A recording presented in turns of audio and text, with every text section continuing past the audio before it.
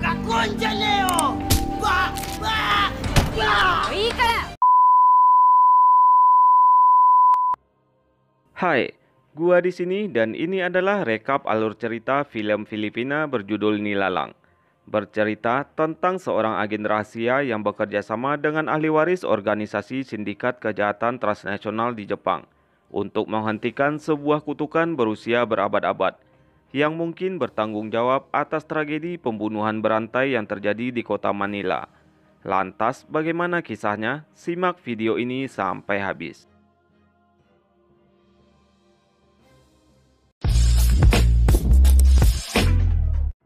Pada dahulu kala, di Jepang ada sebuah buku bernama Isi, yang berisikan mantra-mantra untuk melepaskan arwah setan. Secara turun-temurun, buku Isi ini disimpan oleh para samurai terpilih, untuk melindungi buku dari orang-orang yang ingin mendapatkan kekuatan secara instan. Hingga pada suatu generasi, para samurai malah saling membunuh untuk memperebutkan buku Isi. Saat para pimpinan samurai telah meninggal, buku Isi kini dijaga oleh 3 ronin bersaudara. Pada tahun 1602, 2 orang ronin bersaudara baru saja pulang dari berkelana. Ketika sampai di kampung halaman, mereka melihat banyaknya mayat yang bergelimpangan darah. Namun ternyata pelaku pembunuhan adalah saudara mereka sendiri yang bernama Toshihiro. Dia ternyata sudah dirasuki oleh setan dari buku Isi. Setan yang merasukinya mempunyai kesukaan untuk memutilasi wajah wanita. Dan pertarungan di antara mereka pun langsung terjadi saat itu juga. Saat salah satu ronin membaca mantra untuk membunuh arwah setan, dengan cepat Toshihiro menebas kepalanya hingga putus. Hal itu pun membuat Kazuo sangat marah. Dia pun bertanya siapa nama arwah tersebut. Lantas arwah tersebut pun memberitahukan bahwa panggilannya adalah Zahagur. Saat itu Kazuo langsung menikam perut Toshihiro. Namun sayangnya lehernya malah tergigit. Hingga akhirnya pertarungan diakhiri dengan tebasan Kazuo yang menyebabkan badan Toshihiro yang dirasuki terbelah menjadi 2 bagian. Namun tanpa disadarinya sang arwah malah merasuki tubuhnya. Kemudian scene berganti pada tahun 2013. Di pelabuhan Filipina, sekelompok MBI sedang menggerebek sebuah kejahatan. MBI di sini adalah sebuah agen rahasia kepolisian milik Filipina. Mereka dipimpin oleh seorang pria bernama Tony. MBI sendiri akan menangkap seorang penjahat bernama Nakazumi. Dia telah membunuh 11 orang wanita. Semua korbannya disiksa dan wajahnya dimutilasi. Penangkapan Nakazumi tidak semudah yang dipikirkan, karena Nakazumi sepertinya sudah dirasuki oleh arwah Zahagur. Namun, Tony dengan ilmu bela dirinya berhasil melumpuhkan Nakazumi dengan menusuk jantungnya hingga tewas. 2 tahun kemudian, tepatnya pada tahun 2015, kejadian serupa terjadi kembali. Seorang wanita tewas secara mengenaskan. Tubuhnya dimutilasi dan kulit wajahnya pun terkelupas. Dia adalah korban kelima dalam tahun 2015 ini. Salah satu polisi bernama Totoy memberitahukan kepada Tony bahwa kejadian tersebut gagal terekam oleh CCTV. Saat itu, seluruh anggota divisi MBI menganggap bahwa kejadian itu adalah perbuatan dari makhluk gaib. Namun, Tony tidak mempercayainya. Dia merasa yakin bahwa pelakunya adalah manusia biasa. Keesokan harinya, Tony berkunjung ke rumah rekan kerjanya yang bernama Jen. Saat itu, Jen sedang mengambil cuti. Tetapi karena Tony merasa kesulitan memecahkan kasus ini sendirian, dia pun meminta bantuan Jen untuk bersama-sama menyelidikinya. Kemudian di ruangan tim investigasi khusus, Tony memimpin rapat bersama Interpol dan pihak berwenang dari Jepang. Tony pun menjelaskan rangkaian peristiwa ini bermula pada tahun 1989. Saat itu 14 wanita tewas di Kobe, Jepang. Dan sampai sekarang peristiwa pembunuhan berantai ini pun belum terpecahkan. Kemudian peristiwa pembunuhan ini juga terjadi di Filipina. Kuat dugaan kalau penjahat dari Jepang dulu sedang berada di Filipina. Dan dugaan lainnya ada sekte tertentu yang melakukan pemutilasian terhadap wanita. Kemudian Jen pun mengusulkan untuk menyelidiki organisasi atau kelompok yang berhubungan dengan sebuah sekte. Pada malam harinya, Tony mengenang kembali momen romantisnya dengan sang mantan. Tony pun memberanikan diri untuk menghubungi sang mantan dan mengajaknya untuk bertemu besok harinya. Mantannya pun setuju untuk bertemu. Namun saat itu sebuah pizza pesanan dari mantan Tony ini pun datang. Naasnya pengantar pizza itu telah dirasuki oleh arwah Zahagur. Sehingga mantan Tony ini pun menjadi korban pemutilasian dan kulit wajahnya pun terkelupas. Keesokan paginya, polisi sudah berada di TKP. Sementara Tony yang dalam perjalanan merasa sangat marah. Pelaku sendiri sudah diamankan oleh polisi untuk diinterogasi. Saat sampai di TKP, Tony sangat sedih. Orang tua dari mantannya juga meminta kepada Tony untuk memberikan hukuman yang setimpal kepada pelaku pembunuh anaknya. Sementara itu, di kantor polisi, pelaku sedang diinterogasi. Walaupun sudah diancam dengan berbagai cara, namun pelaku tidak mengakui bahwa itu adalah perbuatannya. Dia pun mengatakan saat itu dia tidak tahu apa-apa dan tersadar saat telah membunuh seseorang. Di tempat lain, Jen mendapatkan informasi dari seorang Interpol bahwa pada tahun 1989 korban pertama dari kasus ini adalah seorang nenek-nenek. Dan dia adalah saudara perempuan dari bos Yakuza terkenal di Jepang yang bernama Kazudo.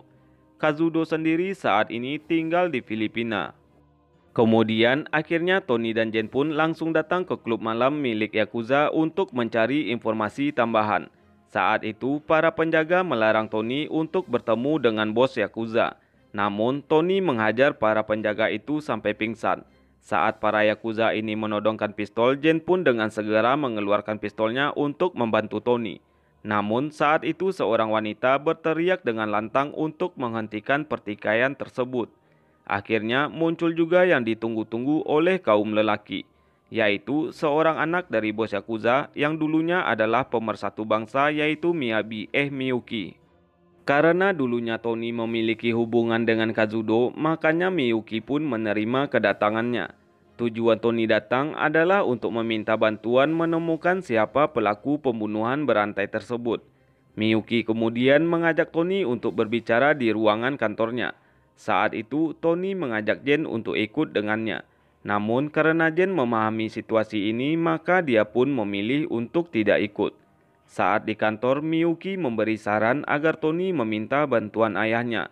Sama seperti saat Tony meminta bantuan untuk menemukan si pembunuh bernama Nakazumi 2 tahun yang lalu. Dengan pandangan yang menggoda, Miyuki meminta Tony untuk menginap satu malam dengannya. Miyuki pun memajukan bibirnya untuk mencium Tony. Karena Tony masih dalam berkabung karena kematian mantannya, dia pun memilih pergi untuk meninggalkan Miyuki. Sepulang dari sana, Tony menginap di rumah Jen. Saat malam telah larut, pembantu Jen keluar dari rumah untuk membuang sampah. Tiba-tiba saja saat itu arwah Zahagur menampakkan dirinya. Arwah itu pun merasuki tubuh sang pembantu hingga dia pun tidak sadarkan diri. Saat Jen telah tertidur, dia merasa berhalusinasi sedang bercumbu dengan Tony. Namun saat tersadar ternyata itu bukanlah Tony, melainkan pembantunya yang telah dirasuki. Kemudian Jen pun langsung mengambil pistol dan memberikan tembakan peringatan. Pembantu yang dirasuki itu pun langsung melarikan diri. Tony yang juga terbangun juga mencoba untuk menembaknya. Tetapi pembantu itu berhasil kabur. Namun saat itu dia tertabrak mobil dan langsung tewas. Di luar rumah, pengemudi mobil menghampiri korban yang tertabrak olehnya. Namun saat itu arwah Zahagur langsung berpindah ke dalam dirinya. Setelah kejadian itu, besoknya Tony mendatangi makam Nakazumi. Dia berpikiran bahwa Nakazumi telah bangkit dari kuburnya dan kembali melakukan pembunuhan berantai. Saat kuburannya digali, ternyata tulang belulang Nakazumi masih ada di sana. Jen pun mengatakan bahwa kemungkinan besar pembunuhan ini dilakukan oleh arwah roh jahat. Saat tukang gali ingin mengubur kembali tulang belulang Nakazumi, mendadak arwah Zahagur datang dan langsung merasuki tukang gali itu. Dengan cepat, Jen yang menyadari langsung memberikan tembakan. Namun tembakan itu tidak mempan. Kemudian Tony langsung memukul kepalanya menggunakan skop. Karena tidak ada efek apa-apa, mereka pun berusaha melarikan diri dari tempat itu. Namun ternyata arwah tersebut berhasil mengejar dan melompat ke mobil mereka. Dengan sigap, mereka pun menembaki tukang gali kubur yang sudah dirasuki itu agar jatuh dari mobil. Saat melihat di depan ada galian pembuatan jalan, Tony pun langsung mengerem mendadak. Hingga akhirnya tukang gali kubur itu terpental dan tertancap pada besi beton. Merasa nyawa mereka sudah terancam 2 kali, Tony pun memutuskan untuk kembali menemui bos Yakuza yaitu Tuan Kazudo. Saat itu, Kazudo bercerita bahwa Nakazumi yang dibunuh Tony pada tahun 2013 lalu adalah keturunan dari Toshihiro. Sedangkan Kazudo dan keluarganya adalah keturunan dari Kazuo. Karena tahu bahwa anak perempuannya akan menjadi sasaran juga, Kazudo mempercayakan kepada Tony untuk membasmi arwah jahat Zahagur. Dia pun memberikan pisau belati keramat kepada Tony untuk membunuh arwah Zahagur. Sepulangnya Tony dan Jen dari sana, rupanya arwah Zahagur menjadi tahu keberadaan keturunan Kazuo. Arwah Zahagur pun membantai semua Yakuza yang ada di sana, dengan cara bolak-balik merasuki tiap tubuh dari para Yakuza itu.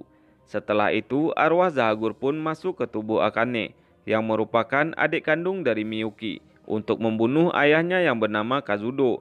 Daripada mati di tangan anaknya, Kazudo lebih memilih melakukan bunuh diri ala Jepang, agar kematiannya tidak mencemarkan darah kepada anaknya itu. Setelah terbunuhnya Kazudo, Akane yang sedang dirasuki melakukan sebuah ritual dan mengiris-iris seluruh badannya, hingga mengelupaskan sendiri kulit mukanya menggunakan sebuah pisau. Akhirnya, satu wanita keturunan Kazuo berhasil diambil kulit wajahnya. Kini hanya tinggal Miyuki yang menjadi sasaran selanjutnya dari arwah Zahagur. Di sisi lain, Miyuki sedang duduk di meja makan. Ketika makanan datang, dia merasa sangat kaget karena ada wajah adiknya di sebuah piring. Dan dia juga merasa kaget kalau si pelayan ternyata adalah ayahnya sendiri. Namun, ternyata saat itu Miyuki hanyalah mimpi buruk. Kemudian, dia pun langsung menghubungi orang di rumahnya. Tetapi tidak ada jawaban sama sekali. Sementara itu, di kediaman Kazudo, polisi dan FBI telah berdatangan. Begitu juga dengan Tony dan Jen yang kembali lagi ke sana. Saat itu, Jen menemukan sebuah potongan kertas yang ada di tangan mayat Kazudo. Tony pun mengetahui siapa orang yang harus mereka datangi. Sebelum ke sana, Tony pun mendatangi Miyuki. Dia pun memberitahukan tentang kematian Kazudo dan hilangnya Akane.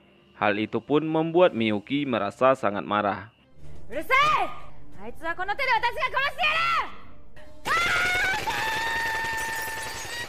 Dengan penuh dendam, Miyuki pun merasa cukup siap untuk membunuh arwah Zahagur. Mereka bertiga pun akhirnya pergi ke toko barang antik milik Tuan Jinshi, yang juga merupakan teman dari Tuan Kazudo. Tuan Jinshi pun memberitahukan kalau sepotong kertas itu adalah bagian dari buku terkutuk isi. Dan karena Miyuki adalah keturunan dari Kazuo, Tuan Jinshi pun menyuruhnya untuk mengambil buku terkutuk yang disimpan di kuil Yakuza, agar mereka bisa membunuh arwah roh jahat Zahagur. Untuk mengambil buku terkutuk di kuil Yakuza ternyata tidak gampang. Miyuki diharuskan untuk mengalahkan para prajurit samurai yang ada di dalam kuil.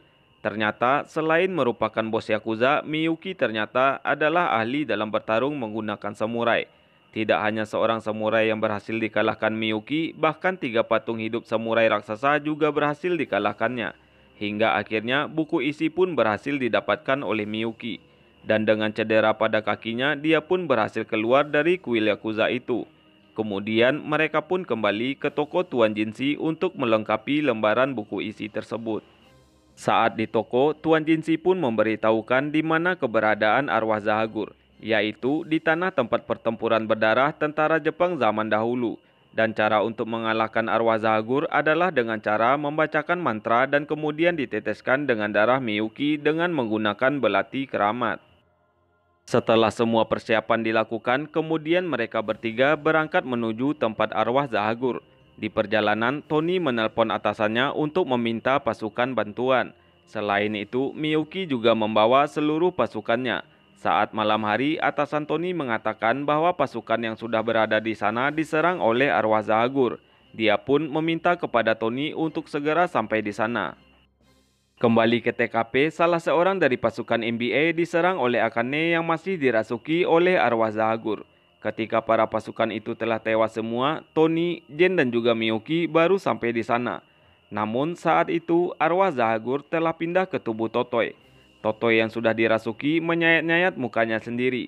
Ketika pasukan bantuan lainnya pun datang, mereka pun dibantai oleh arwah Zahagur dengan cara berpindah-pindah tubuh. Hingga tiba di tubuh pasukan yang berbadan besar, maka mereka pun kesulitan menghadapinya. Ketika Miyuki dalam keadaan terdesak, Tony datang membantu dengan menghantamkan balok pada tubuh prajurit yang berbadan besar itu. Namun, arwah Zahagur kembali kabur dan masuk ke dalam tubuh Totoe. Akhirnya, mereka bertiga menemukan mayat anggota NBA yang sudah bersimbah darah. Miyuki sendiri berhasil menemukan mayat adiknya Akane. Dengan penuh amarah, Miyuki mengatakan kepada Tony agar dirinya lah yang akan membunuh Zahagur. Dan akhirnya terjadilah duel antara Miyuki dan juga Totoe. Namun saat Miyuki mulai terdesak, Tony pun datang membantu dan menusukkan besi ke leher Totoe. Seketika itu arwah Zahagur langsung masuk ke tubuh Miyuki. Saat Miyuki telah dirasuki, dia pun langsung menembak Gen. Tony pun langsung bereaksi menendang pistol yang ada di tangan Miyuki dan mereka pun terlibat perkelahian. Untuk membunuh arwah Zahagur, Tony pun tidak segan-segan memukul Miyuki sampai babak belur. Menerima banyaknya pukulan, Miyuki yang sedikit tersadar mencoba melawan Zahagur dari dalam dirinya. Kemudian, Gen pun datang dan menyuruh Miyuki membaca mantra dari buku isi. Kemudian, dengan sekuat tenaga, Miyuki berusaha mengembalikan kesadarannya. Dia merobek buku isi dan meletakkannya di perutnya. Dia juga memohon kepada Tony untuk segera menusuk perutnya dengan menggunakan belati keramat. Dengan berat hati dan demi keselamatan penduduk kota, Tony akhirnya menusuk perut Miyuki. Namun tak lupa Tony juga mencium bibir Miyuki. Kemudian akhirnya arwah Zahagur pun lenyap untuk selamanya, berbarengan dengan kematian Miyuki. Hanya Gen dan Tony yang selamat dari peristiwa ini. Dengan keadaan yang kelelahan, mereka berdua pun akhirnya pergi dari tempat itu. Scene berganti setahun kemudian. Di kota Manila terjadi pengejaran antara NBA dengan penjahat yang dirasuki oleh setan parkour. Dengan cepat, Gen mengejar penjahat tersebut. Namun saat itu Gen tidak sanggup mengalahkannya. Saat penjahat itu berhasil lari dari Gen, tiba-tiba Tony datang dan langsung menembak kepala penjahat itu. Dan film pun akhirnya tamat.